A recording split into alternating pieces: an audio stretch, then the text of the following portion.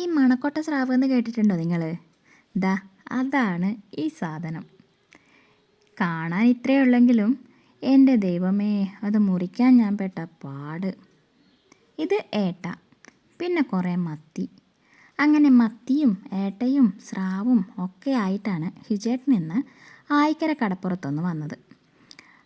അപ്പോൾ ഇടയ്ക്ക് മീൻ തിന്നേണ്ട ഒരു പൂതി വരുമ്പോൾ ആയിക്കര കടപ്പുറത്ത് പോയിട്ട് ഇതുപോലെ നല്ല ഫ്രഷ് ആയിട്ടുള്ള മീനിനെ കൊണ്ടുവരാറുണ്ട്.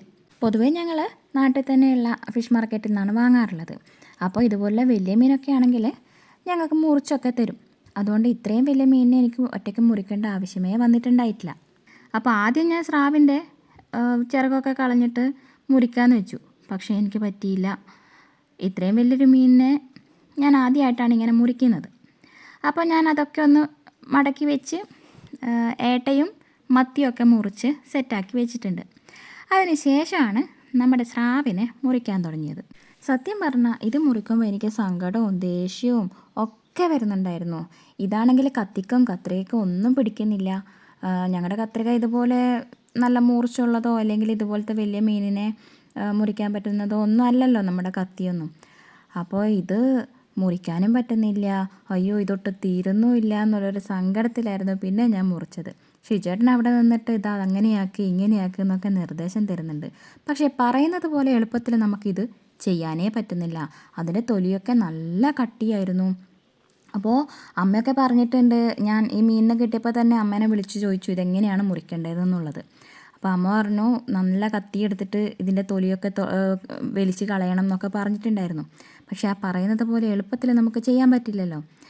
പണ്ട് അങ്ങ് അമ്മമ്മയുടെ വീട്ടിലൊക്കെ പോകുന്ന സമയത്ത് അച്ചാച്ചനും മാമനും ഒക്കെ ഇതുപോലുള്ള നല്ല നല്ല വലിയ വലിയ മീനുകളൊക്കെ കൊണ്ടുവരാറുണ്ടായിരുന്നു. അപ്പോൾ അമ്മയും ഇതുപോലുള്ള കുറേ കഥകൾ മീനിനെ കൊണ്ടുവരുന്നതും അത് മുറിക്കുന്നതും ഒക്കെയുള്ള കഥകളൊക്കെ അമ്മ പറഞ്ഞിട്ടും കേട്ടിട്ടുണ്ട്. അപ്പോൾ ഇതുപോലുള്ളൊരു സംഭവം എനിക്ക് ആദ്യമായിട്ടാണ് തോന്നിയത്. ഈ കഷ്ടപ്പാട് കൊണ്ട് ഞാൻ ഷിജേട്ടനോട് പറഞ്ഞു, ഇനി ഈ സാധനം നിങ്ങൾ കൊണ്ടുവരാനേ പാടില്ല എന്ന്. മുറിച്ചിട്ട് കൊണ്ടുവന്നോ, ഇതുപോലെ മുഴുവൻ മീനിനെ കൊണ്ടുവന്ന് എന്നെ പണിയെടുപ്പിക്കല്ലേ എന്ന് ഞാൻ പറഞ്ഞു പോയി. പിന്നെ ഇതിൻ്റെ നാറ്റം, അയ്യോ, എങ്ങനെ ഞാൻ ഇതൊക്കെ കഴുകി വൃത്തിയാക്കി എന്ന് പറയാൻ പറ്റില്ല. പക്ഷേ ഇത്രയൊക്കെ കഷ്ടപ്പാടുണ്ടെങ്കിലും നല്ല ടേസ്റ്റാണ്. നല്ല ടേസ്റ്റ് എന്ന് വെച്ച് കഴിഞ്ഞാൽ സ്രാവിൻ്റെ ടേസ്റ്റ് നിങ്ങൾക്കൊക്കെ അറിയാമല്ലോ. അത്രയും ടേസ്റ്റാണ്. ഞാൻ ഇത്രയും കഷ്ടപ്പെട്ടെങ്കിലും അതിൻ്റെ ടേസ്റ്റ് പറയാതെ വയ്യ. അത്രയും നല്ല, എന്താ പറയുക, നാവിൽ നിന്ന് പോവാത്തൊരു രുചി എന്ന് പറയില്ലേ, അതുപോലെയാണ്. അങ്ങനെ ഒട്ടുനേരത്തെ എൻ്റെ കഷ്ടപ്പാടിന് ശേഷം ഞാനതിൻ്റെ തോലൊക്കെ അങ്ങ് പൊളിച്ച് കളഞ്ഞു. തലയൊക്കെ എടുക്കും, പക്ഷേ തലയുടെ ആ തൊലിയൊന്നും എനിക്ക് പറിച്ചെടുക്കാനൊന്നും പറ്റില്ല. അപ്പം ഞാൻ ആ തലയെ അങ്ങോട്ട് കളഞ്ഞു. അമ്മേനോട് പറഞ്ഞപ്പോൾ എനിക്ക് അമ്മേൻ്റെ അടുക്കുന്ന വഴക്കും കിട്ടി. അയ്യോ, തലയൊന്നും കളയില്ല, തലയൊക്കെ ഇട്ട് വെച്ച് എന്ത് ടേസ്റ്റ് ഉണ്ടാവും കപ്പയും തലയൊക്കെ വെച്ച് കഴിഞ്ഞാലെന്ന്. അപ്പോൾ ഞാൻ പറഞ്ഞു എനിക്കൊന്നും പറ്റുന്നില്ല എൻ്റെ അമ്മേ, അതിൻ്റെ തൊലിയെല്ലാം പറിച്ചിട്ട് തന്നെ എൻ്റെ കൈയും നടുവൊക്കെ പോയിന്ന്. അങ്ങനെ ഒട്ടും നേരത്തെ കഷ്ടപ്പാടിന് ശേഷം എല്ലാം മുറിച്ചങ്ങ് സെറ്റാക്കി കഴുകിയെടുത്ത് നമ്മളിനി കറി വെക്കാൻ പോവാണ്. അപ്പോൾ തേങ്ങ അരച്ചിട്ടാണ് വെക്കുന്നത്. തക്കാളിയും ഉള്ളിയും ഇഞ്ചിയും ഒക്കെ മുറിച്ചിട്ട് അതിൽ അരവ് ചേർത്തു.